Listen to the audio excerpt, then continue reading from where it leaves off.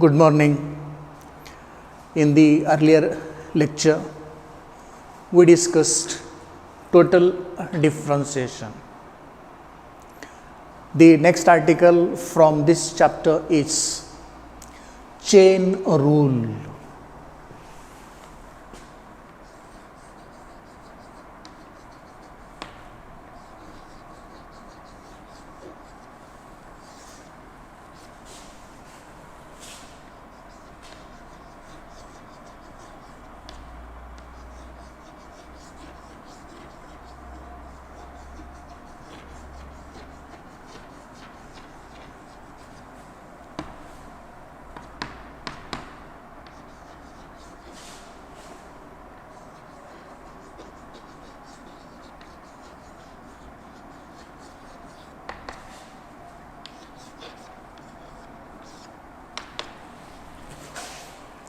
Next article is chain rule. Chain rule is also called as total differentiation of a composite function. Chain rule is nothing but total differentiation of a composite function. To understand this chain rule or total differentiation of a composite function, let us consider this function. The function we have considered in the last lecture. Z is equal to f of xy, equation number 1. What is meaning of this? Z is dependent variable, x and y independent variables. Z is continuous function of variables x and y, and therefore Z can be differentiated with respect to x and with respect to y. Now, let me further assume that x is some function of phi of t and y is some function of psi of t. Let me consider further. X is some function of phi of t, y is some function of psi of t. It means that x is now dependent variable, t is independent variable, y is dependent variable, t is independent variable. Z depends on x and y depends on t, and therefore this will be a composite function, and this composite function is z is equal to f of phi of t comma psi of t, equation number 4. Such function is known as composite function. Total differentiation of such a composite function is written as dz divided by dt is equal to dou f by dou x into dx divided by dt plus dou f by dou y into dy divided by dt, equation number 5. Total differentiation of this composite function z equal to f of phi of t comma psi of t. Z is continuous function of x and y. X and y are continuous functions of t. Z can be differentiated with respect to x and y. X and y can be differentiated with respect to t. Such function is a composite function, and total derivative or total differentiation of this composite function is simply given by dz by dt is equal to dou f by dou x into dx by dt plus dou f by dou y into dy by dt.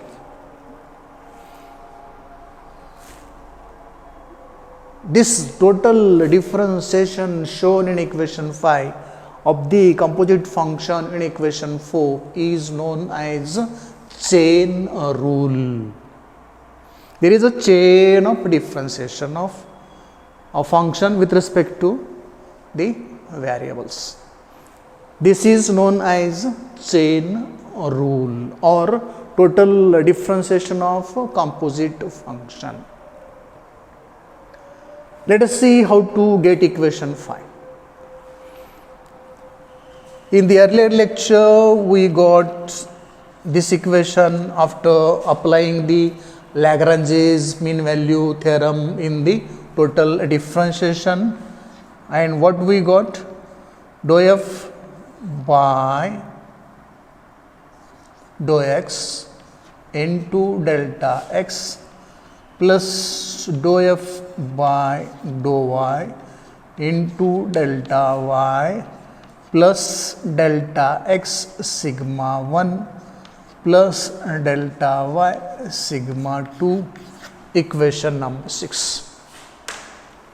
This is the equation we obtained in the last lecture while discussing total differentiation.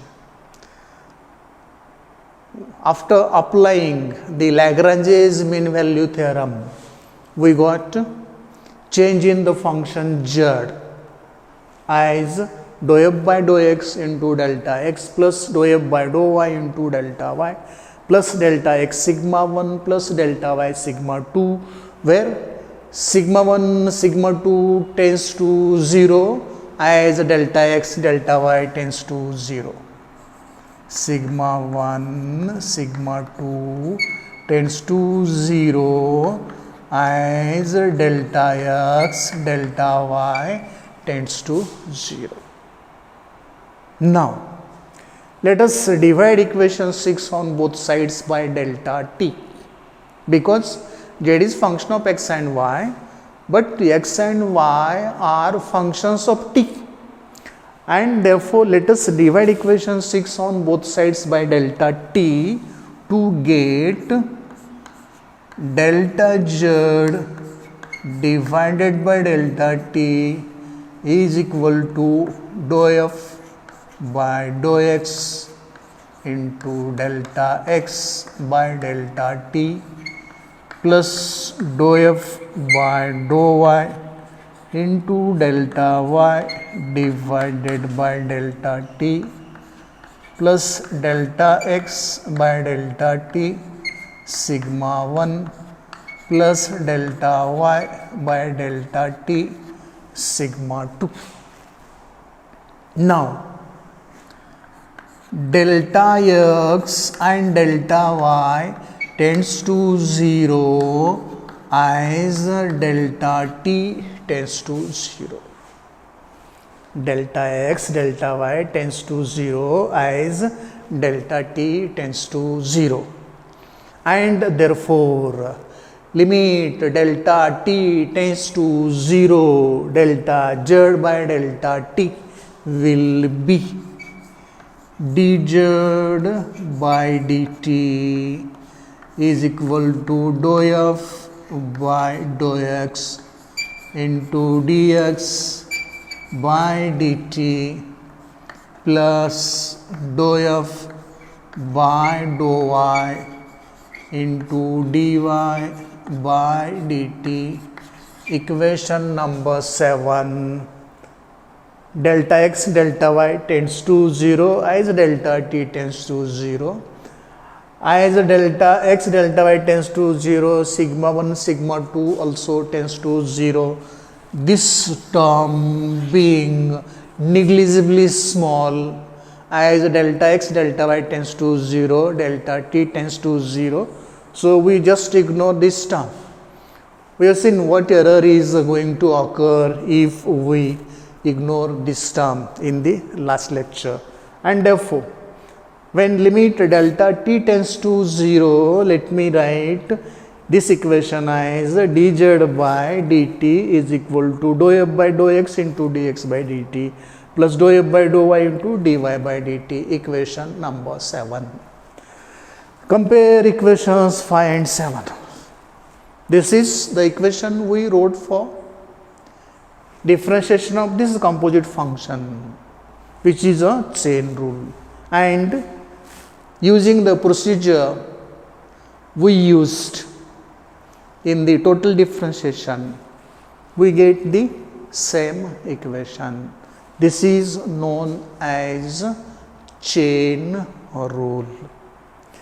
This is the chain rule for two variables only, that is z is function of two variables x and y, and x and y are further functions of t. This is also true